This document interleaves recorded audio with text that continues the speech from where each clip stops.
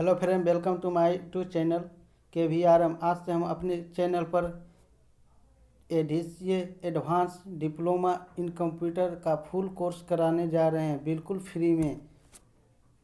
इसकी कोई भी फ़ी नहीं लगेगी। आप आराम से घर पर बैठकर एडीसीए का फुल कोर्स कर सकते हैं। आप लोग जानते हैं कि आजकल कंप्यूटर का कितना महत्व हो गया है। हर इंसान को कंप्यूटर का ज्ञान आना चाहिए। ऐसा कोई भी एग्ज़ाम नहीं होगा जिसमें कंप्यूटर बेसिक से 3 से 4 सवाल नहीं पूछा जाता है। 3 से 4 सवाल आजकल बहुत ही मायने रखता है। आजकल 1 नंबर से ही आदमी को नौकरी नहीं होता है। ये 3 से 4 नंबर बहुत ही आपके जीवन में महत्वपूर्ण है। आप लोग कंप्यूटर के बेसिक चीज़ों के बारे में ज़रूर जानिए, ठीक है। जानिए, हर व्यक्ति को, हर इंसान को कंप्यूटर का ज्ञान आना चाहिए। आजकल समझ रहे हैं ना। जिसको कंप्यूटर का ज्ञान नहीं है उसके लिए आज के ज़माना में कुछ भी नहीं है। कल हम कंप्यूटर बेसिक के पार्ट 1 पढ़ाए थे। टाइम को वेस्ट ना करते हुए चलिए आए कंप्यूटर बेसिक का पार्ट 2 के बारे में जानते हैं। कंप्यूटर की सीमाएं समझिए। कंप्यूटर की सीमाएं क्या है?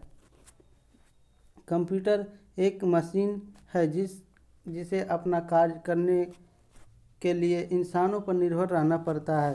कंप्यूटर एक मशीन है जिससे अपना कार्य करने के लिए इंसानों पर निर्भर रहना पड़ता है। जब तक इसमें निर्देश प्रविष्टि नहीं होगी या कोई परिणाम उत्पादित नहीं कर सकता। कंप्यूटर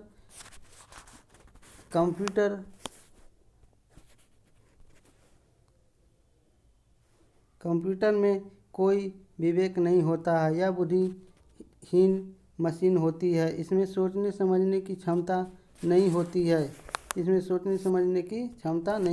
है। यह निर्जीव वस्तु होती है। निर्जीव वस्तु में सोचने समझने की क्षमता नहीं होती है। उसी प्रकार कंप्यूटर भी एक निर्जीव वस्तु है। आइए जानते हैं हम कंप्यूटर का पूरा नाम। चलिए हम लोग जानते हैं कंप्यूटर का पूरा नाम। कंप्यूटर का फुल फॉर्म काफ़ी लोकप्रिय है और अर्थपूर्ण है, जो कि इस प्रकार है। कंप्यूटर का पूरा नाम होता है कंप्यूटर का पूरा नाम होता है COMPUTER। इसका मीनिंग होता है COMPUTER। सी का मतलब होता है कॉमनली। सी का मतलब क्या होता है? कॉमनली, ठीक है। ओ का मतलब होता है ऑपरेटिंग। एम का मतलब होता है मशीन। एम का मतलब क्या होता है? मशीन।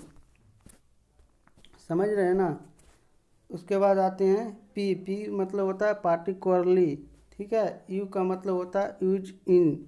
टी का मतलब होता है टेक्नोलॉजी। ई का मतलब होता है एजुकेशनल एंड आर का मतलब होता है रिसर्च। समझ रहे हैं ना इसका फुल फॉर्म। आइए इसको पूरा एक साथ इसको हम कैसे बोल सकते हैं।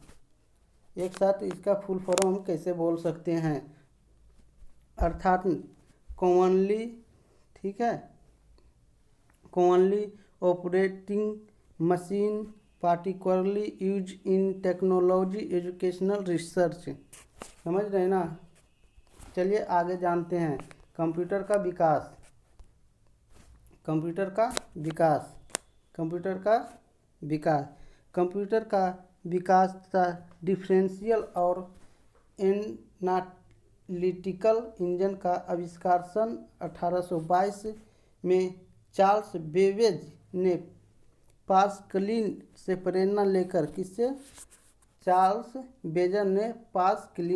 प्रेरणा लेकर पहला यांत्रिक कंप्यूटर का आविष्कार किया। किससे प्रेरणा लेकर किया? चार्ल्स बेबेज ने किससे प्रेरणा लेकर किया? पास्कलिन से। समझ रहे हैं ना। पास्कलिन से प्रेरणा लेकर चार्ल्स बेबेज ने कंप्यूटर का आविष्कार किया था। इसे डिफरेंशियल इंजन कहा जाता था। इसे क्या कहा जाता था पहले? इसे डिफरेंशियल इंजन कहा जाता था। उन्होंने विचित्र विचित्र मशीनों जैसे डिफरेंशियल इंजन तथा एनालिटिकल इंजन बनाया जो सही तरीके से गणना कर सकते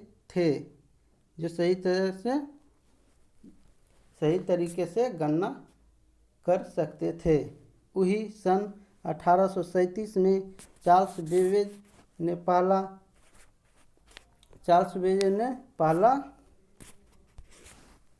पहला जनरल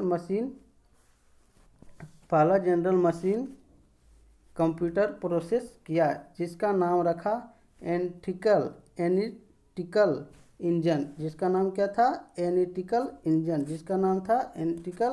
इंजन। ठीक, समझ रहे हैं ना आप लोग?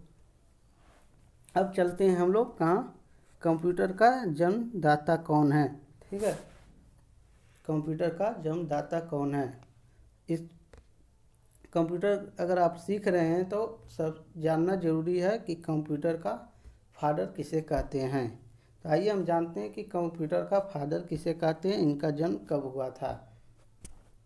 कंप्यूटर का फादर को हम चार्ल्स बेबेज का कहते हैं। कि क्या कहते हैं? कंप्यूटर का फादर को चार्ल्स बेबेज कहते हैं। इनका जन्म 18 नवंबर 1791 ईस्वी में हुआ था। कब हुआ था इनका जन्म? 26 नवंबर 1791 में हुआ था। इन्होंने फादर ऑफ कंप्यूटर कहा जाता है। इन्हें क्या कहा जाता? फादर ऑफ कंप्यूटर कहा जाता है। आइए चलते हैं अगले टॉपिक पे। अगले टॉपिक है कंप्यूटर का पुराना नाम। क्या है अगला टॉपिक? कंप्यूटर का पुराना नाम। कंप्यूटर के हिंदी में कई नाम हैं। कंप्यूटर गणना करता है, इसीलिए इसे संगणक कहते हैं। कंप्यूटर गणना करता है, इसीलिए हम क्या इसको कहते हैं? संगणक कहते हैं। समझ रहे हैं ना? अगर समझ में आप लोग को नहीं आया तो कमेंट बॉक्स में लिखकर कमेंट जरूर कीजिएगा। जो भी टॉपिक आप लोग को समझ में ना आए कमेंट बॉक्स में ज़रूर लिखिएगा, ताकि हमको पता चले कि आप लोग को कौन सा टॉपिक समझ में नहीं आया, फिर हम उसको दोहराएंगे। समझ रहे हैं ना आप लोग? अब चलते हैं अगला टॉपिक पे। अगला टॉपिक है कंप्यूटर का मुख्य कार्य। अगला टॉपिक क्या है? कंप्यूटर का मुख्य कार्य। कंप्यूटर का मुख्य कार्य क्या क्या होता है? कंप्यूटर की कार्य प्रणाली यह है कि यह डेटा को इनपुट के रूप में लेता है और निर्देशों के हिसाब से उसे प्रोसेस करता है तथा अंत में परिणाम को आउटपुट के रूप में देता है। पहले क्या करता है कंप्यूटर? निर्देशों के अनुसार यह प्रोसेस करता है। ठीक है, क्या करता है? इनपुट के रूप में लेता है। कोई भी हम टाइप करते हैं तो क्या होता है? पहले इनपुट के रूप में लेता है, उसके बाद ये प्रोसेस करता है, उसके बाद ये आउटपुट के रूप में देता है। उसके बाद कंप्यूटर को कार्य करने के लिए हार्डवेयर की भी आवश्यकता होती है। कंप्यूटर को कार्य करने के लिए हार्डवेयर की भी आवश्यकता होती है। कंप्यूटर को कार्य करने के लिए क्या चीज़ का आवश्यकता होती है? हार्डवेयर का भी आवश्यकता होती है। उसके बाद अगला टॉपिक है कंप्यूटर में इनपुट डिवाइस। कंप्यूटर में क्या क्या इनपुट डिवाइस होते हैं, आइए उनके बारे में हम लोग जानते हैं कि कंप्यूटर का इनपुट डिवाइस कौन कौन है।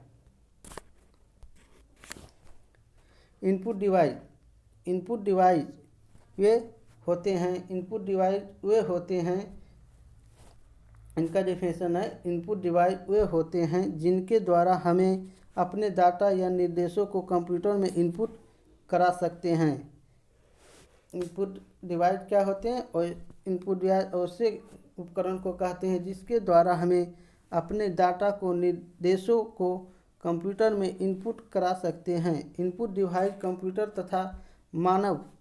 तथा कंप्यूटर तथा मानव के माध्यम से कंप्यूटर तथा मानव के माध्यम संपर्क की सुविधा प्रदान करता है। क्या करता है इनपुट डिवाइस कंप्यूटर मानव के माध्यम संपर्क की सुविधा को प्रदान करता है। दोनों के बीच के जो संबंध है उसको सुविधा प्रदान करता है। उसके बाद आते हैं कंप्यूटर में कई इनपुट डिवाइस होते हैं। कंप्यूटर में एक नहीं कई सारे इनपुट डिवाइस होते हैं, समझ रहे हैं ना। कई इनपुट डिवाइस होते हैं। ये डिवाइस कंप्यूटर के मस्तिष्क को निर्देशित करती है कि वह क्या करे, या क्या करता है इनपुट डिवाइस या कंप्यूटर के मस्तिष्क को निर्देशित करती है कि वह क्या करे। इनपुट डिवाइस कई रूप में उपलब्ध है, तभी तो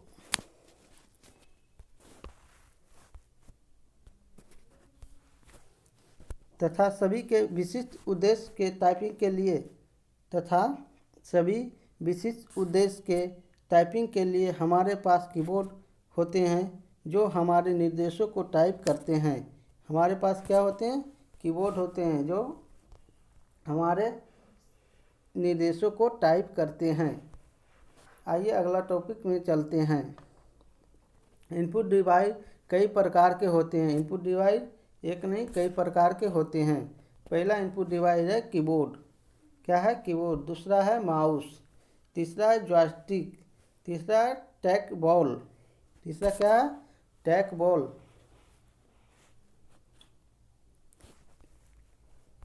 चौथा था ट्रैक बॉल। ठीक है। उसके बाद चलते हैं पाँचवा। आइए देखते हैं पाँचवा क्या है। पाँचवा है लाइट पेन। छठा है टच स्क्रीन। सातवां है स्कैनर। आठवां है डिजिटाइजर टैबलेट। नौवां है बारकोड रीडिंग। नौवां क्या है? Barcode reader. उसके बाद आते हैं दसवां। दसवां में क्या है? ओम आर। क्या है? ओम आर। उसके बाद आता है 11वां आते हैं OCR। 11वां क्या है? OCR। OCR इस सभी का कुछ हम चित्र दिए गए हैं जिसके बारे में हम लोग जानते हैं। चलिए कुछ चित्र दिए गए इनपुट डिवाइस के, इसके बारे में हम लोग जानते हैं। आप लोग को पता ही होगा कि कौन सा डिवाइस कैसा दिखता है। चलिए आइए हम लोग देखते हैं कि कौन सा डिवाइस कैसा दिखता है इनपुट का। पहला है जॉयस्टिक। ठीक है। जॉयस्टिक का प्रयोग इनपुट डिवाइस, इसे जॉयस्टिक एक गेमिंग खेलने के लिए प्रयोग किया जाता है। इसे इनपुट डिवाइस कहते हैं। जॉयस्टिक को इनपुट डिवाइस कहते हैं। दूसरा है लाइट पेन। ठीक है। लाइट पेन का प्रयोग कहाँ पर करते हैं? कंप्यूटर में हमको डायरेक्ट सिग्नेचर करना रहता है तो हम लाइट पेन का प्रयोग करते हैं। तीसरा है बारकोड स्कैनर। इसका प्रयोग हम करते हैं, बुक होता है कहीं से दवा हुआ को, उसमें जो बारकोड दिया हुआ रहता है उसको स्कैन करके पता लगाया जाता है कि कहाँ का है। ठीक है। उस जगह पर इसका प्रयोग करते हैं।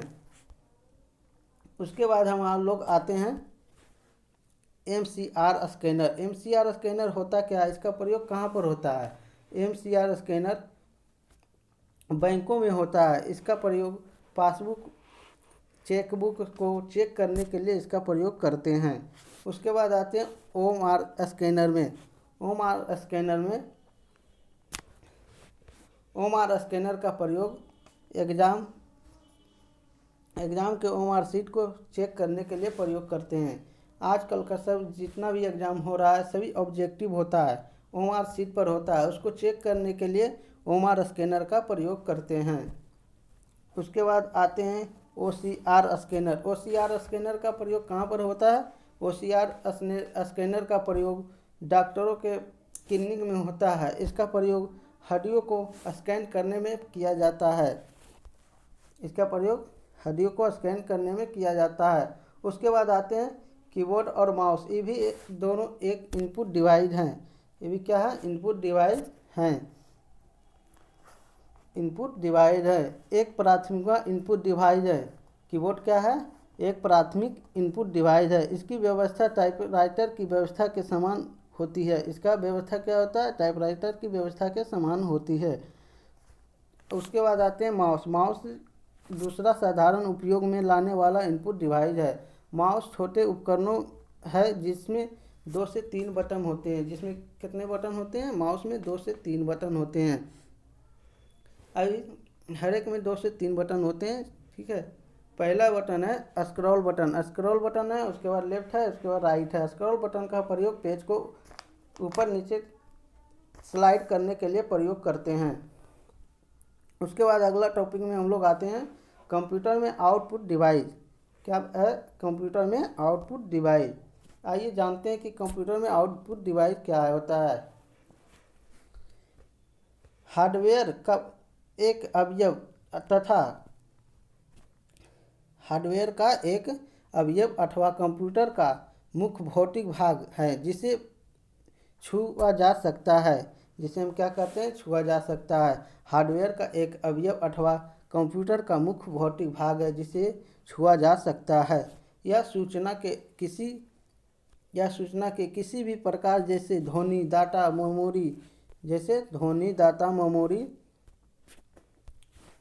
मेमोरी, आकृतियाँ इत्यादि को प्रदर्शित करता है। आउटपुट डिवाइस कौन करता है? आउटपुट डिवाइस करता है। ध्वनि, डाटा, मेमोरी, आकृति इत्यादि को प्रदर्शित करता है आउटपुट डिवाइस। समझ रहे हैं ना? जहाँ पढ़ना समझ में आए कमेंट करके ज़रूर बताइएगा। आउटपुट डिवाइस है में समानता मॉनिटर, प्रिंटर, ईयरफोन तथा प्रोजेक्टर सम्मिलित हैं। इसमें क्या क्या सम्मिलित है आउटपुट डिवाइस में? मॉनिटर है, क्या क्या है? मॉनिटर है, प्रिंटर है, ईयरफोन है, प्रोजेक्टर है। ये सब सम्मिलित है किसमें? आउटपुट डिवाइस में। आइए जानते हैं आउटपुट डिवाइस के बारे में। अगला टॉपिक है आउटपुट डिवाइस कई प्रकार के होते हैं। क्या होते हैं? आउटपुट डिवाइस कई प्रकार के होते हैं। आइए देखते हैं कि आउटपुट डिवाइस कौन कौन, इनके कितने प्रकार है। पहला है मॉनिटर। पहला क्या है आउटपुट डिवाइस में? मॉनिटर। दूसरा है प्रिंटर।